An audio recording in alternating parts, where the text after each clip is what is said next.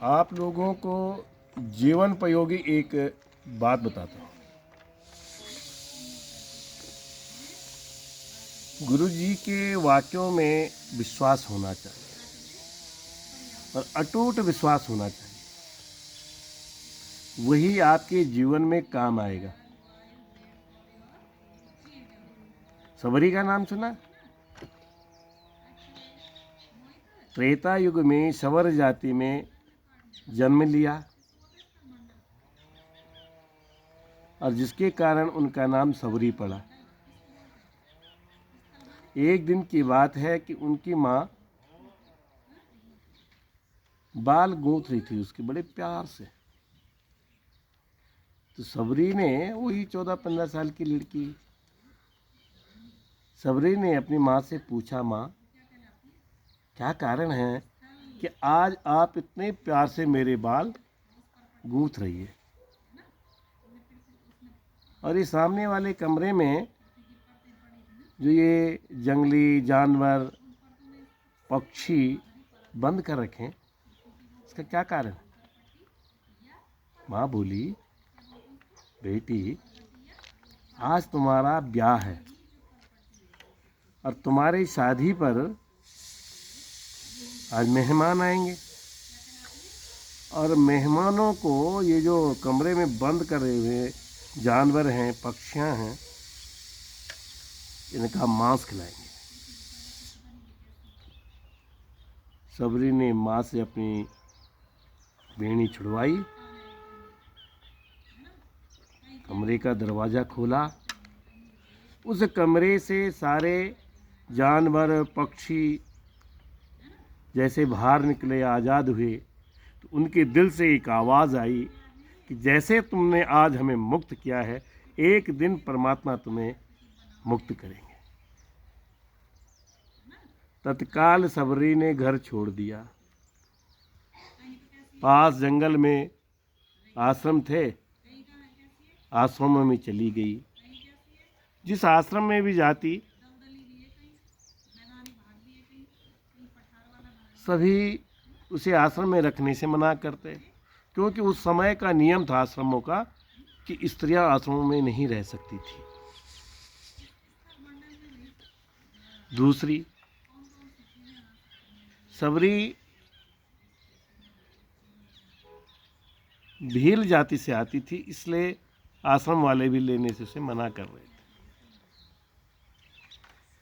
थक हार करके सबरी पास में पीपल के पेड़ के नीचे बैठ गई और एकांत में सोचने लगी कि मैं क्या करूं, कहाँ जाऊं। ऐसे सोचते सोचते उसे भगवान का स्मरण कर रही थी, रोने लगी। तो जैसे वो रो रही थी दुख के कारण, तो उसकी अंतरात्मा से एक आवाज़ आई कि सेवा करो। बस सबरी ने उसको संबल बना दिया, गांठ बांध ली कि मुझे सेवा करनी है। अब सेवा कैसे करूं? एक तरफ आश्रम के नियम कायदे कानून, दूसरी तरफ जाति। तो उसने सोचा, रात्रि को जब सब सो जाएं, तो मैं तब आश्रम में जाऊंगी और वहाँ सफाई करूंगी, भगवान की पूजन के लिए फूल चून करके वहाँ रख दूंगी और जंगल से समिधा ला करके हवन के लिए रख दूंगी। और रात खुलने से पहले, आश्रम वासियों के जगने से पहले वहाँ से निकल जाऊंगी। यह कर्म कई दिन तक चलता रहा। बहुत दिन बीत गए। आश्रम में रहने वाले जो सन्यासी थे या वटु थे, सेवक थे, वो आश्चर्य में कि यहाँ कौन आकर के आश्रम की सफाई कर जाता है, फूल तोड़ के रख देता है, हवन के लिए लकड़ियाँ इत्यादि ला के रख देता है। उन्होंने आपस में सलाह की कि आज हम उस व्यक्ति को पकड़ेंगे रात को। सबरी नित्य प्रति की तरह उस दिन में आई, झाड़ू लगाया, फूल चुन के लाई, लकड़ी लाई। ऐसे में उन आश्रम वासियों ने उसे पकड़ लिया। पकड़ करके अपने आश्रम के महंत के पास ले गए। वो पतली सी काली दुबली सी लड़की। तो उस आश्रम के जो महंत थे वो मतंग ऋषि थे। अब मतंग शब्द का अर्थ होता है हाथी। वो भी हाथी की तरह मदमस्त थे, किसी की परवाह नहीं करते थे। ऋषि के सामने जैसे ले गए, सबरी डर के मारे कांप रही थी, आंखों में आंसू थे, हाथ जोड़ करके खड़ी हुई। बोले महाराज कहाँ जाऊँ? एक तरफ आश्रम के नियम कायदे कानून, दूसरी तरफ मेरा यह शरीर जिसे आप लोग अपनाने से मना कर रहे हैं। तो मतंग ऋषि ने कहा बेटा रोना नहीं, आज से तुम मेरी बेटी हो, यहीं आश्रम में रहना और नित्य प्रति इसी तरह सेवा करना। यह कार्य चलता रहा। कुछ दिन बाद मतंग ऋषि का अंतिम समय आ गया। उन्होंने सबरी को बुलाया, कहा बेटा मेरा अंतिम समय है, एक बात गांठ बांध दो, यहाँ से कहीं नहीं जाना, यहीं रहना। एक दिन भगवान तुम्हें दर्शन देने स्वयं इस आश्रम में आएंगे। इतने में ऋषि के प्राण निकल गए।